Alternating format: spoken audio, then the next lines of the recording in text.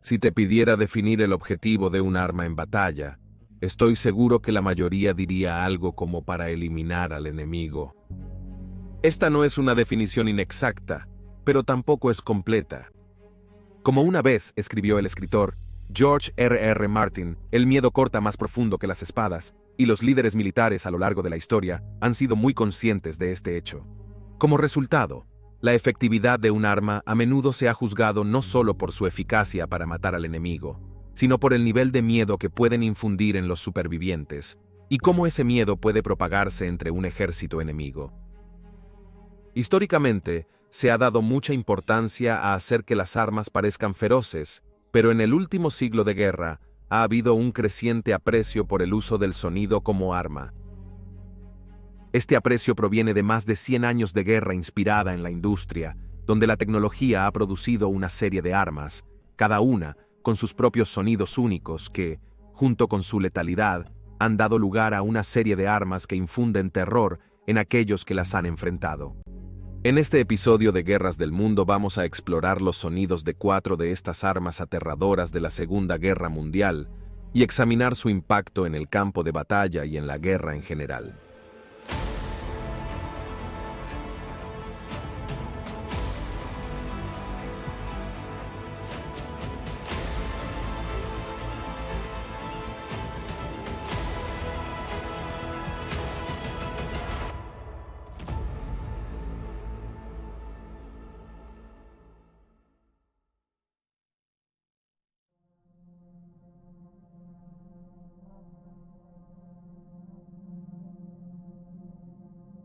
Cuando se reduce a lo esencial, una vez que toda la tecnología avanzada, como los aviones y los tanques, han terminado de debilitar a un enemigo, la batalla en tierra finalmente será decidida por 2 grupos de soldados con armas. Es un hecho ineludible que los aviones no pueden mantenerse en tierra, y aunque los tanques pueden, requieren combustible, mantenimiento y munición, mientras que al mismo tiempo son vulnerables a las tropas enemigas escondidas en bosques o edificios armados con armas antitanque, como una bazooka o el temido Panzerfaust. Es por estas razones que siempre habrá un lugar para los infantes de marina en la guerra, y como resultado, también habrá un lugar para las armas de infantería. Pero mientras muchos se han vuelto simbólicos para la naturaleza de las guerras en las que han luchado a través de sus apariencias, como el legendario M1 Garand o el M40 alemán famoso de la Segunda Guerra Mundial, solo unos pocos han logrado tal notoriedad por el sonido que producían y cómo ese sonido se convirtió en parte de su efectividad para suprimir los movimientos enemigos. Una de estas armas con sonido distintivo es la ametralladora alemana MG40-I2, diseñada como una alternativa más rentable a la anterior MG30 y 4, la MG40, y 2 proporcionó a la infantería alemana un arma de negación de área extraordinariamente poderosa, lo que significa que era capaz de disparar suficientes rondas para detener a una fuerza numéricamente superior, de cruzar cualquier terreno abierto, donde habría poco cobertura para ellos, para escapar de su mortal carga de balas de 7.92 milímetros. Aunque se suponía que era una alternativa económica a su predecesora, la MG40-I2 podía escupir una asombrosa cantidad de 1.200 rondas por minuto en comparación con las 850 de la MG30-I4, una cifra ya impresionante si consideramos que la mayoría de las armas aliadas equivalentes disparaban alrededor de 600 rondas. Esta altísima tasa de fuego tenía una ventaja inesperada para los alemanes, ya que cuando se disparaba continuamente, la MG40-I2 producía un sonido sordo muy distintivo, lo que significaba que cuando los soldados aliados se encontraban en el extremo receptor de esta arma, sabían cuán formidable era la posición alemana frente a ellos. Esto infundió un grado de miedo e incluso de vacilación en el combate, hasta tal punto que el ejército de los Estados Unidos se esforzó en producir videos de propaganda y entrenamiento para los nuevos reclutas, que intentaban minimizar la efectividad del arma, resaltando sus defectos y explicando tácticas exitosas. Una de estas tácticas era simplemente esperar a que los 2 operadores alemanes se quedaran sin balas y atacar mientras recargaban, pero incluso esto era una jugada arriesgada, ya que a una tripulación bien entrenada le tomaba alrededor de 3-4 segundos recargar y comenzar a disparar de nuevo. Los soldados aliados rápidamente inventaron apodos para el sonido que hacía el arma, pero el ejemplo más común era la sierra zumbadora de Hitler, ya que los soldados estadounidenses que habían trabajado en los molinos comparaban el sonido con una sierra zumbadora cortando madera.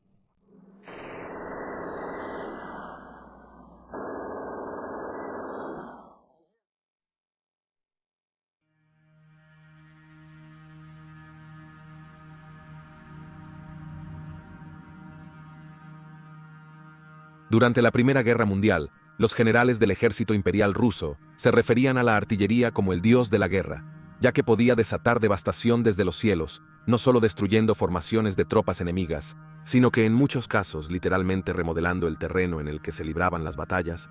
Tal era su poder. Aunque Lenin y sus fuerzas comunistas pueden haber eliminado la mayoría de las viejas costumbres imperiales, después de la Revolución de 1917, este alto aprecio por la artillería fue una de las pocas formas de pensar que prevaleció en la era soviética. El Ejército Rojo de la Unión Soviética siempre favoreció una táctica por encima de todas las demás, y esa era simplemente abrumar a un enemigo con su mero peso numérico, y por supuesto un fuerte poder de fuego. A medida que el mundo parecía estar rearmando a finales de la década de 1930, los ingenieros soviéticos comenzaron el desarrollo de una nueva pieza de artillería, pero en lugar del usual tipo de arma de tipo cañón, esta emplearía cohetes en lugar de proyectiles explosivos. El resultado fue el sistema de artillería de cohetes Katyusha. En 1939 la artillería de cohetes no era un arma nueva.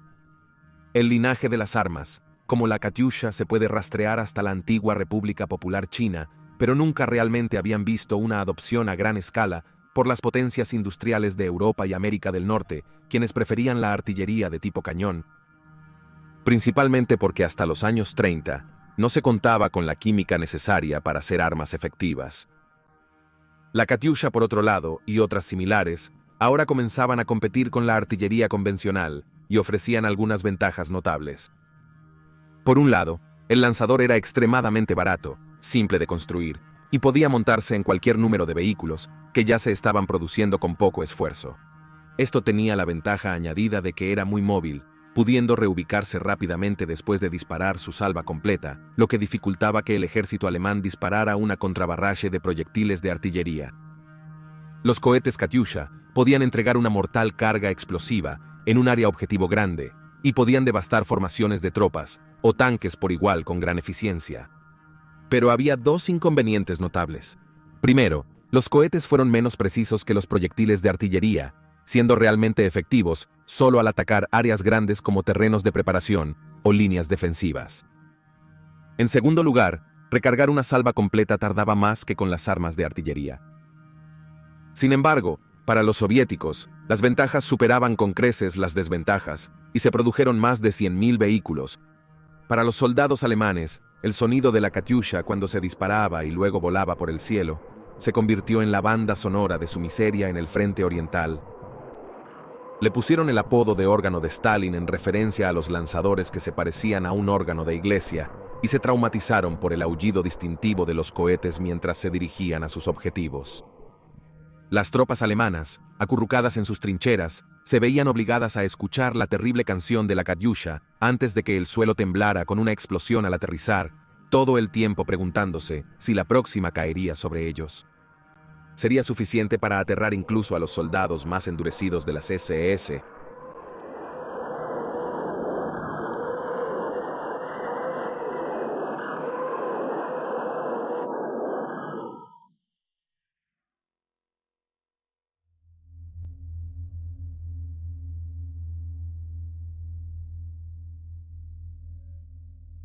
Del 7 de septiembre de 1940 al 11 de mayo de 1941, las ciudades británicas sufrieron bombardeos aéreos por los bombarderos de la Luftwaffe alemana. Apodada el Blitz por la prensa británica después de la palabra alemana para rayo, el objetivo de la campaña era no solo dañar la capacidad de Reino Unido para fabricar materiales de guerra, como aviones, barcos y tanques, sino también aterrorizar al pueblo británico hasta someterlo.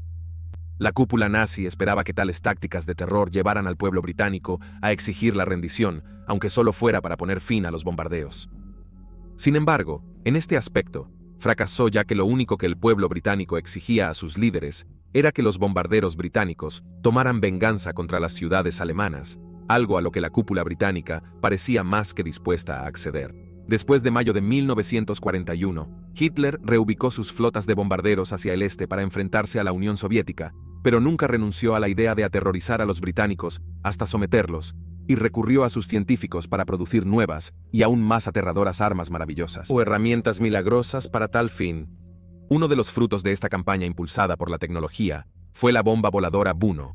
El trabajo en el arma en realidad comenzó en la famosa instalación de Peenemünde, mientras las tropas alemanas aún estaban consolidando su control sobre República de Polonia en 1939, pero no estaría lista para su despliegue hasta justo menos de una semana después de que los aliados desembarcaron en las playas de Normandía en junio de 1944. El 1 era un arma simple, con 27 pies de largo y construida de acero soldado en los lados del cual había 2 alas de madera contrachapada, y sobre la sección trasera había un motor a reacción de pulso. El 1 se lanzó desde una gran rampa de lanzamiento fija y podía llevar su mortífera ojiva de 1870 libras, alrededor de 160 millas, a una velocidad de alrededor de 400 millas por hora muy alta para la época, lo que significa que la mayoría de los interceptores como el Supermarine Spitfire o P-50 y 1D-51 de Mustang tendrían solo unas pocas millas por hora de adelantamiento. A pesar de su imprecisión y primitivo sistema de navegación por brújula giroscópica, el 1 no preocupaba a Hitler, quien planeaba usarlo contra Reino Unido en su campaña de bombardeo terrorista. El impacto de estas bombas voladoras en el público fue sorprendente. Un 1 podía arrasar una calle de Reino Unido, mientras que los ataques a menudo parecían venir de la nada, aumentando su factor de miedo. Sin embargo, probablemente fue el sonido único del 1 el que tuvo el mayor impacto en los habitantes de la ciudad. Su motor de chorro pulsante producía un tambor sordo mientras volaba por encima que se podía escuchar a kilómetros de distancia. Pero no fue este sonido el que realmente infundió el miedo. Fue cuando el sonido se detuvo. Porque fue entonces cuando el 1 comenzaría su picado a la tierra para infligir su devastación. Desde un nivel estratégico, la dirección aliada sabía que los 1 podían hacer muy poco para alterar la invasión de la fortaleza de Europa. Sin embargo, la población británica exigía una respuesta a estos aterradores precursores del misil de crucero moderno. Esto obligó a la dirección aliada a desviar aviones que de otro modo habrían apoyado la salida de Normandía para comenzar una campaña contra sus sitios de lanzamiento y plantas de fabricación. La Real Fuerza Aérea también desplegó su primer caza a reacción operativo, el entonces altamente secreto Gloster Meteor, para interceptarlos. Aunque los primeros esfuerzos se vieron obstaculizados por armas poco fiables, lo que llevó a algunos pilotos a intentar voltearlos usando sus alas mientras pasaban a toda velocidad, para así enviarlos a estrellarse en campos vacíos en lugar de la ciudad.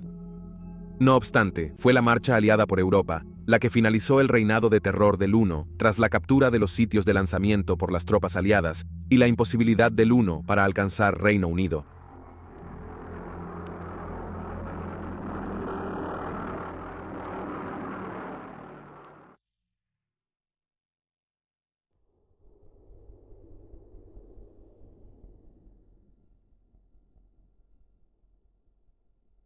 Como mencionamos en la entrada anterior, el liderazgo de la República Federal de Alemania nazi creía firmemente en el uso del terror como arma, pero incluso en las condiciones más óptimas, el 1 no era un arma que fuera verdaderamente efectiva contra el enemigo. Sin embargo, había otra arma en el arsenal alemán que no solo infundiría miedo en el enemigo con su terrible sonido, sino que durante un tiempo al menos fue una de las armas tácticas más útiles en operación. Esta era el bombardero en picado Junkers Ju-87 Stuka.